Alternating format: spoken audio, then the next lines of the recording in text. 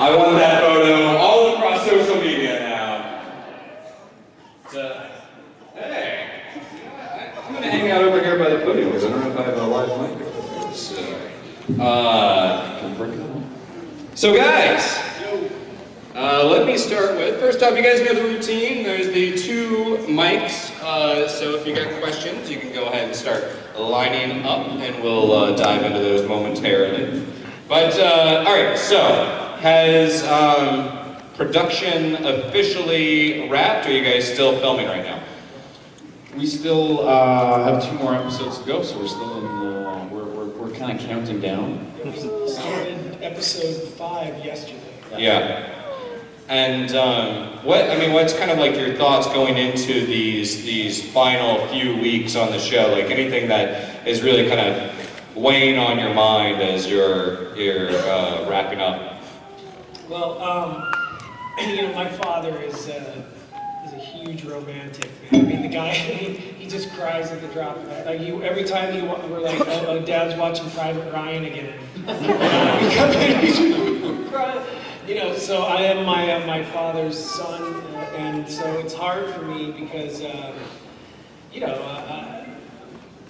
when we took down the umbilicus, I came running in. I'm like, they took down the umbilicus. They took that, and everybody's like, yeah.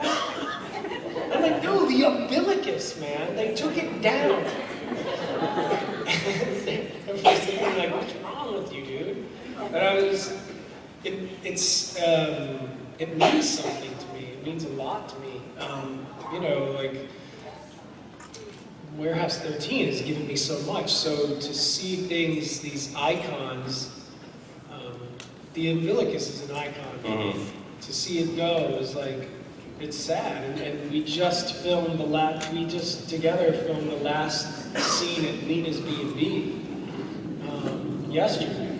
Didn't even realize it until after the fact. Didn't realize it until I was sitting in the Toronto airport for the 6th hour yesterday, and I saw on Twitter that was it. And then I called Jack Kenny, my boss. I'm like, Jack, the B&B.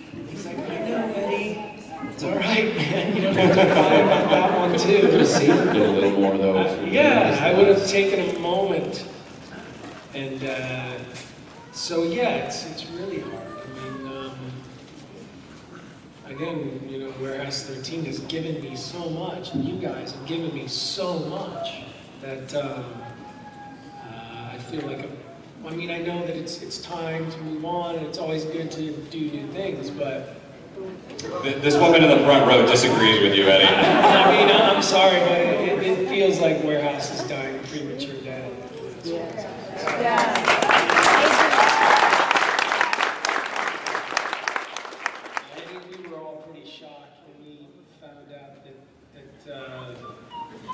We were only going to get 6, and that it was last season.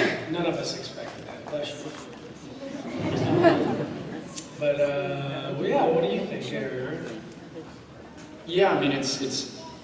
I think when we were at the Comic-Con panel in San Diego, Eddie had a really sort of emotional reaction to sort of saying goodbye to everybody and the thing coming to an end. And I hadn't really thought about it too much because I was thinking about the work and that we had to do it. But I think that really sort of triggered something for me and started me thinking too, because I haven't been here since the beginning, but I've 3 years of my life and 3 years of hanging out with a great group of people and working on a show and building a character that means a lot to me. So saying goodbye to all your friends and all these people and the hours and hours you spend with them is tough, and also saying goodbye to these characters is it's difficult because it's fictional and it is what it is. But as you guys know as fans, and we're fans of different stuff as well, but just having to say goodbye to everything, it's never easy, and you really put yourself into these things. So to see them go, it is tough.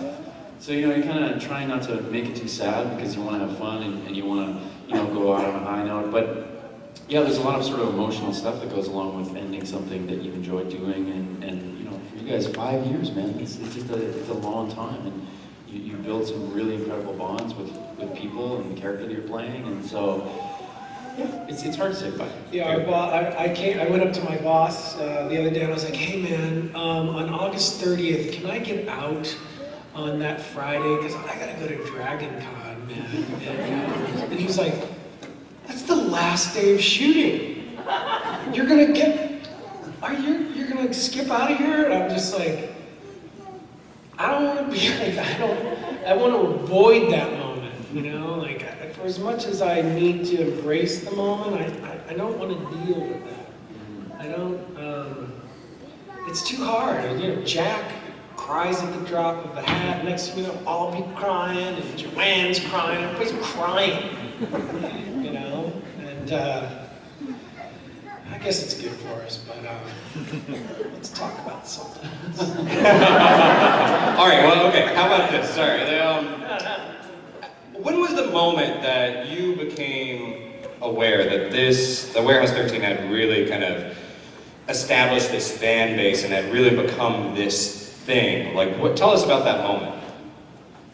You know, I guess for me, I was over in London, and we were down near Big Ben having our picture taken. I almost got arrested. My first time in London, and I'm just like, oh, let's get up on this wall and take some pictures. And then the guy, all of a sudden one of the bobbies, we were up on the wall hanging off this light post, and Big Ben's in the background, and me and my wife, all of a sudden I hear one of the bobbies is like, oi, get down here, are you crazy? You know, that's an £80 fine. Would you like to pay that £80 fine? And I was like, I don't know. And he was laughing, he was smiling at me. He was like, do you think that was funny? £80?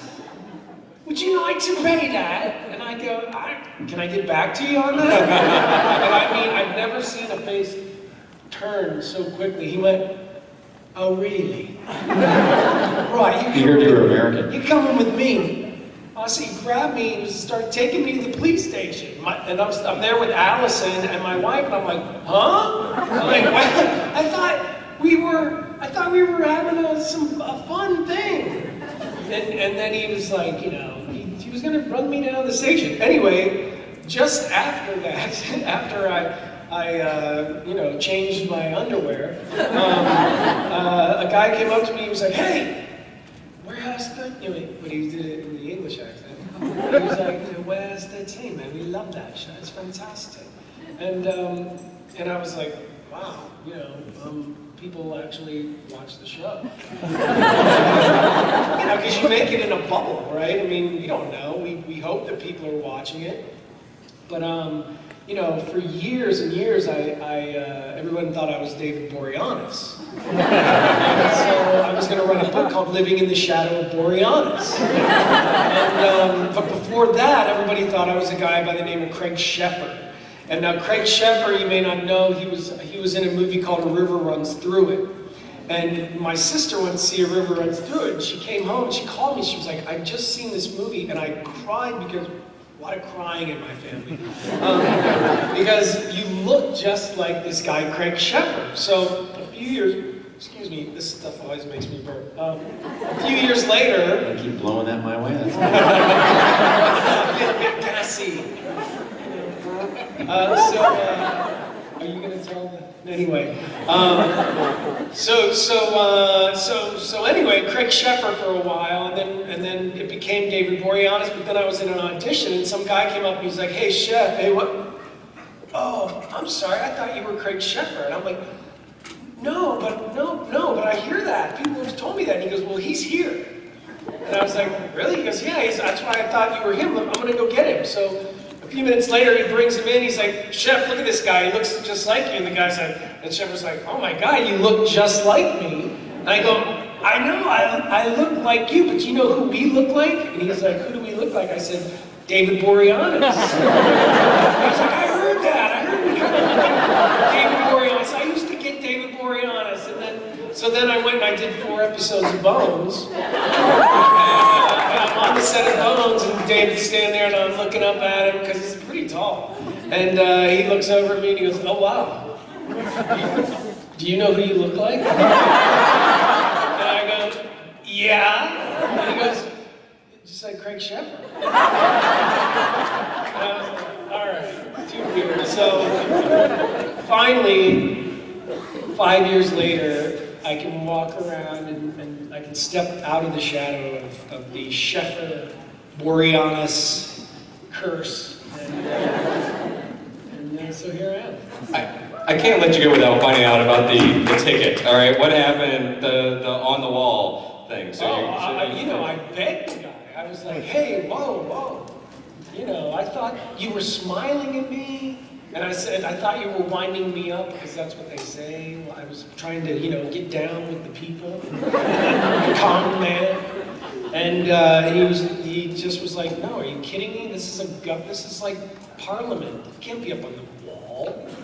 And so I didn't go back up on the wall. But you did not pay the 80-pound ticket. I did not pay the 80-pound ticket. Another celebrity arrested for reckless wall climbing. Me, OJ,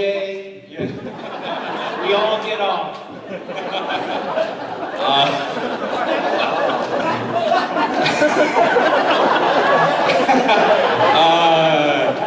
Aaron. Yeah, we're gonna kind of let that go for a bit. So, the moment that you realized that this had really become like sort of this fan movement with fan awareness and everything.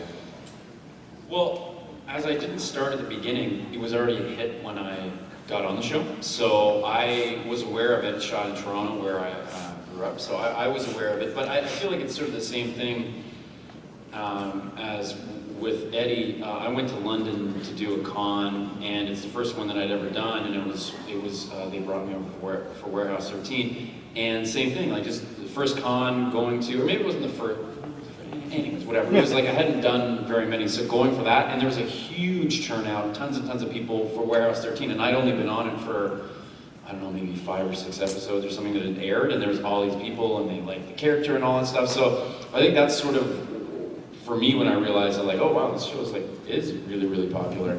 And Eddie, when I came on, told me that the show was a huge hit. He wouldn't stop talking about what a huge hit. He said, I'm a big deal,